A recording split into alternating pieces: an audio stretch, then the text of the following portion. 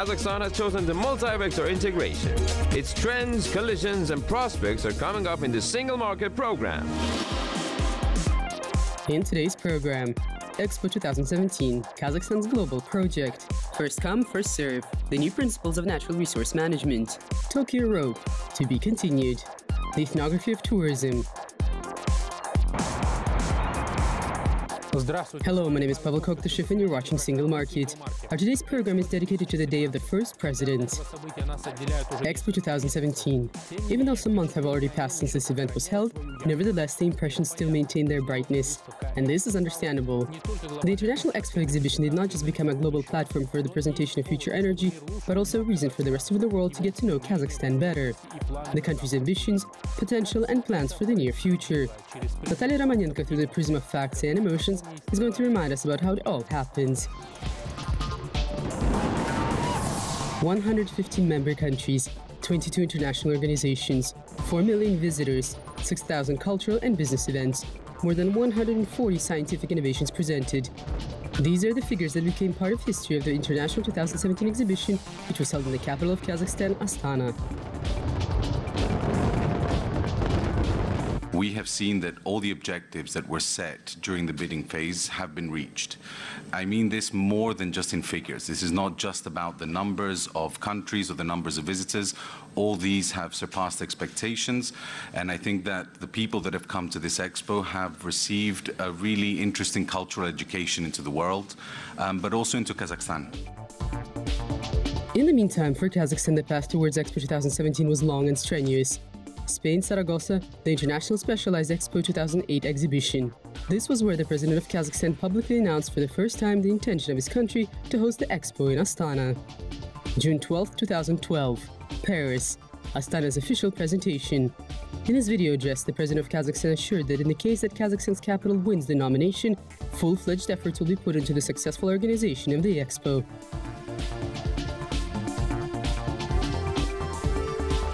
November 22, 2012, Paris, 152nd General Assembly of the International Bureau of Exhibitions. According to the results of the secret ballot vote, Astana was chosen as the winner. This was a precedent. For the first time in the history of EXPO, a country from the post-Soviet space won the nomination.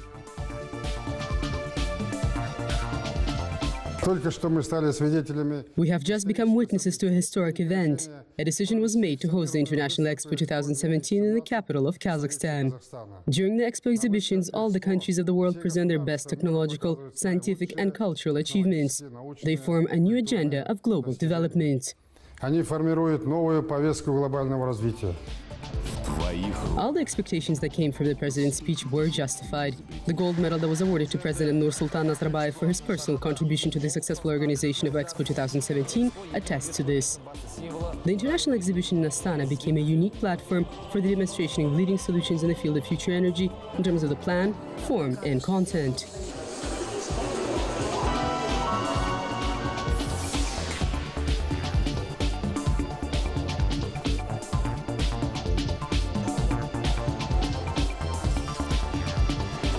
The award for Best Design among the biggest pavilions of EXPO 2017 was given to the National Pavilion of Russia, which was comprised of a number of thematic zones: Energy Portal, Solar Energy, Joint Russia-Kazakhstan Innovations in Atomic Energy, and the zone the Russian Arctic.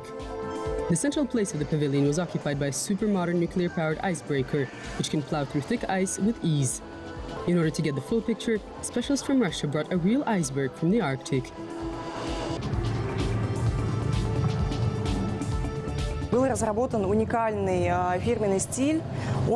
A unique design was developed. It reflects the concept of a single energy flow.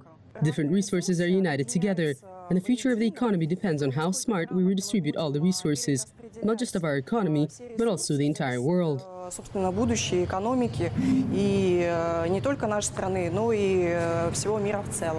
For the in-depth engagement with the theme of future energy, among the pavilions with an area of more than 700 square meters, Germany was awarded the gold. A country which, in terms of the level of technological development in the field of renewable energy, is considered to be a world leader. Germany's pavilion presented a unique bioreactor, which unveils the potential of biomass. Inside glass panels, ordinary algae is placed. This biomass accumulates in itself the warmth from the sun and simultaneously produces a harvest of algae, which is used as fuel. Photovoltaic has an efficiency of 12 to 15%. Solar thermal elements have an efficiency of 60 to 65. And our bioreactor facade has an efficiency of about 48%. So we are really quite good in comparison to the other established systems which convert solar. Finland received a similar award among pavilions the year, which was less than 400 square meters. By the way, at the exhibition in Astana, specialists from Finland voiced one of the most curious facts about the topic of green economy. The lumber processing industry is one of the key exporters of the country. Nevertheless, Finland has an optimal system which allows to maintain a balance between the cutting down and planting of trees and forests.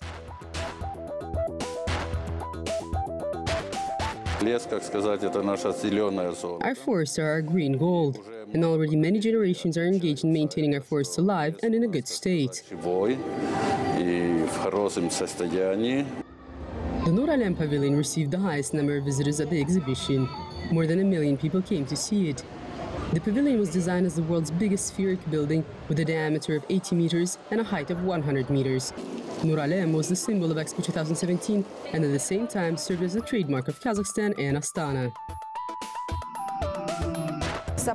The entire design of Nuralem was based on the idea of green energy. All types of alternative energy resources, the sun or wind, are being used to power this building. Thereby, we are preserving natural resources. After the exhibition, Nuralem will become a unique tourist attraction. The building hosts the Museum of the Future. The other structures that were built for EXPO 2017 will also be put to use. A number of large international projects will be launched on the territory of the exhibition complex. The Astana Financial Center, Center for Development of Green Technologies and Investments, and the Technological Park of IT Startups. This way, the entire EXPO exhibition complex will continue to serve towards the aims of innovative and sustainable development. According to official data, overall 452 billion tenge were spent on the organization of EXPO 2017. About 1/6 of these funds were repaid through the sale of merchandise and tickets. Some of the costs were compensated through tax revenues from small and medium enterprises, hotels, restaurants, and transport services. Finally, there are long-term benefits. These are investment agreements that were concluded within the framework of the EXPO, plus the recognizable everywhere image of Kazakhstan. That is why many experts called EXPO 2017 the global project of President Nazarbayev.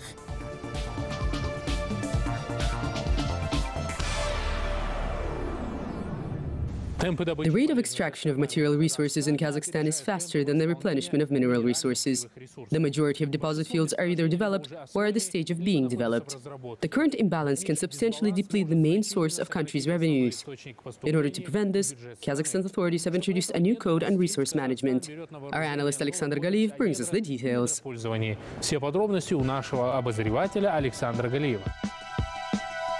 Минерально-сырьевую базу Казахстана ожидают серьезные перемены. Kazakhstan's raw material base is expecting new changes.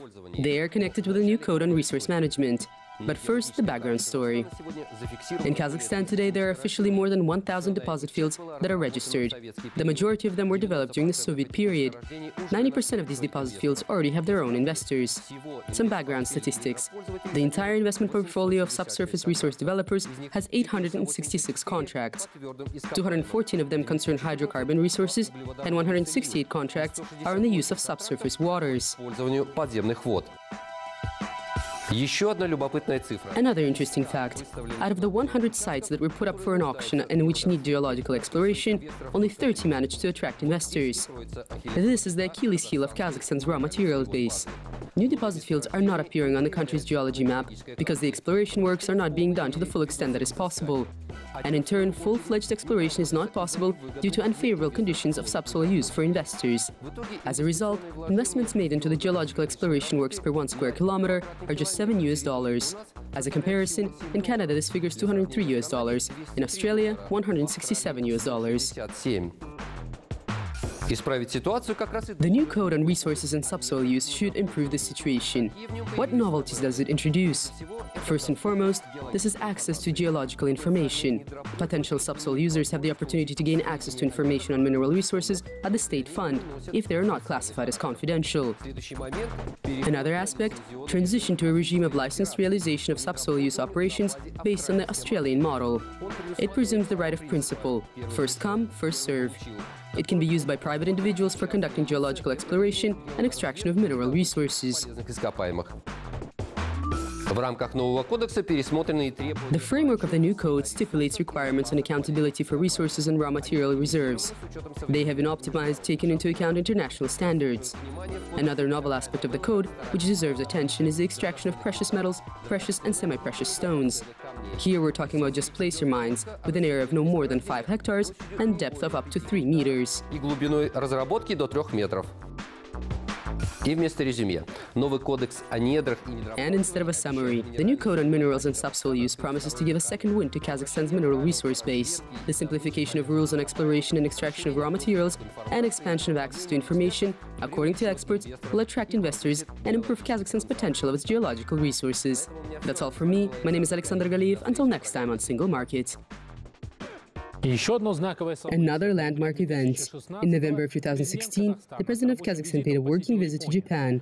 During this trip, he visited the office of the transnational company Tokyo Rope. And this is where the establishment of a new production line was launched, which commenced in Almaty with the participation of the Japanese company. Today, there is another reason to think back to this project. Our correspondent brings us the details. High durability steel cables with a guaranteed service life of 50 years. Thanks to this product, the transnational company from Japan, for already more than 100 years, has been maintaining a strong position on the global market. The assets of Tokyo Rope include 10 plants, which are located in different countries. The 10th and latest was opened in the autumn of 2016 in Kazakhstan. First and foremost, the newly built plants will supply its products to the markets of Almaty and the Almaty region. Over a relatively short period of time, the new enterprise has reached the 100% production capacity level. That is why, in order to reach the regions of Kazakhstan and commence exports abroad, we made a decision to build another plant in Almaty this year and to expand the range of products. We're not talking about just a new plant, but a new enterprise that will be open in a complete different location. For its construction, a site was allocated at the industrial zone of Almaty, and all the necessary utilities and communication systems have been set up.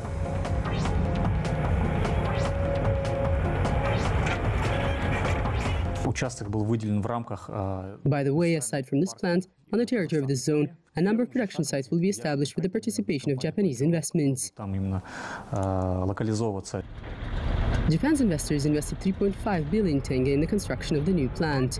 The realization of this project will be conducted in 3 stages. During the first stage, the already existing production line of gabion wire mesh will be moved from the old plant to the new plant. This will happen in the first half of 2018. На втором этапе мы будем уже производить тросовую продукцию для разных отраслей промышленности. During the second stage, we're going to make cable products for different sectors of the industry. And during the third stage, we're planning to introduce completely new innovative technologies that are unique even by world standards. Уникальные в мировом масштабе. For example, the plant will manufacture carbon fibers. Carbon is a composite material, which in terms of its durability is on par with metal, and at the same time it is very light. It is obtained through the process of intertwining thin threads of graphite and rubber. In addition, the new plant will take on the production of acrylic panels, which are used for noise insulation. For all the sectors of civic engineering, for the protection infrastructure, we have a great range of products which we're planning to develop further here in Almaty. Preliminary agreements on the deliveries of the products of this enterprise to a number of countries attest to the fact that these new products enjoy demand on markets abroad. Today, the company already has orders for shipments to Saudi Arabia, United Arab Emirates, Mongolia, Russia, Tajikistan, Uzbekistan, and Kyrgyzstan. The most modern technologies will be used for the manufacturing of new products. For example, the production of carbon is distinguished by its complexity, and the prices of this innovative composite material are usually quite high. However, the prices of the products of Tokyo Rope will be competitive due to the relief from paying corporate income tax, customs tariffs, land and property taxes. That is why Japan's investors are confident that by the summer of 2018, the new plant will have established itself as an enterprise that can rightfully find its place under the sun on the market. Maria Kuznetsova, Anatoly Valuysky, Nijat Yusupov, exclusively for Single Market. A huge area of open space territories, unique natural landscapes, the grounded culture of nomadism. All this can set a good foundation for the development of ethnographic tourism in Kazakhstan. What's more, there is growing interest in this. What is the country doing today in terms of promotion of ethnographic tourism, and what projects are already there which can attract foreign guests? Anarta Stanbekova found out. One of the most attractive touristic platforms in the world is ethnographic. This sector helps foreign tourists understand better the soul, philosophy, and ways of the people, and thereby it transmits their national identity.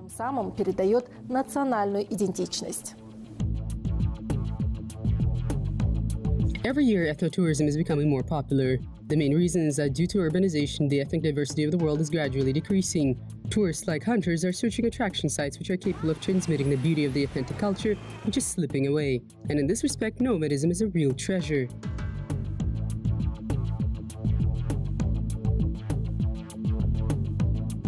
Ruslan Abil lives in the Almaty region. He can be considered as a preserver of traditional nomadic life. 2 years ago, in the United Arab Emirates, he won a prestigious competition in falconry. Afterwards, he was invited to Turkey in order to organize a falcon show at one of the resort sites. However, Ruslan is planning to realize this idea in his home country.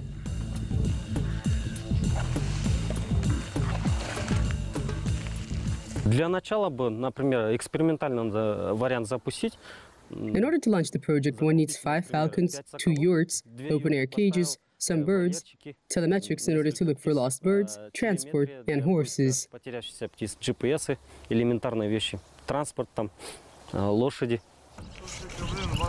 According to experts, the business project looks quite attractive because foreign tourists express great interest in hunting with hunting birds.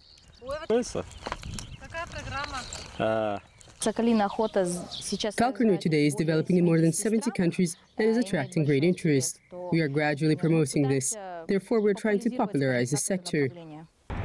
For example, in order to understand how to attract foreign guests in the city of Almaty, in partnership with the UNWTO, the UN World Tourism Organization, a project is being realized. The research on average tourists along the Silk Road in the Almaty cluster. Monitoring efforts have shown that a large share of foreign tourists is comprised of specialists and business people which come to the southern metropolis on a business trip. And at the same time, they have an opportunity to try themselves out in the role of tourists. I really like Kazakhstan. I'm stunned. I like the level of service and the Kazakh hospitality. Concerning real tourists who came to the region for travels, then they are mostly citizens of China, and this is quite understandable. Today, China's residents constitute the greatest share of travelers. In addition, the Kazakhstan-China border checkpoint is located not far from Almaty. Professor Li Chaming came with his former fellow students, with whom he studied at some point at the Taiwan University.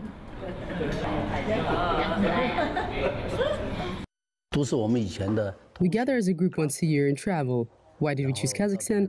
Today, Kazakhstan and China have very friendly and close relations. We first arrived in Urumqi, and then from there we got to Almaty. Another factor which was revealed during the monitoring survey is that foreign tourists are interested the most in sites which can transmit the culture, traditions, and way of life of Kazakh people.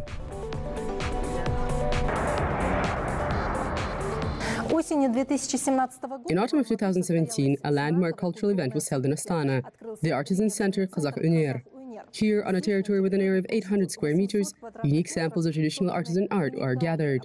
At the same time, guests can not just purchase the works of art, but also see how they're made.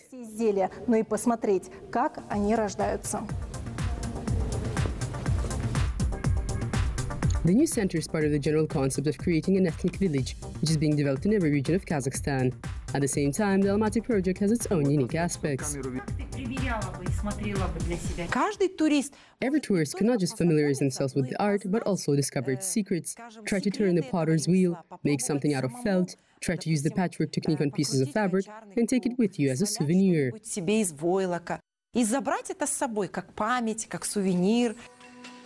There's another important moment worth mentioning about the operations of the new site. In order to maintain the thread connecting the traditions, students of art schools can undergo an apprenticeship at the workshops of the center. In 2016, the top 5 countries that achieved the best results in the tourism industry included 2 countries that have inherited their national nomadic culture. Mongolia was ranked 2nd and Kazakhstan 5th. Anarta Sambekova, Anatoly Valuysky, Bakhajan Bakhreev, exclusively for Single Market.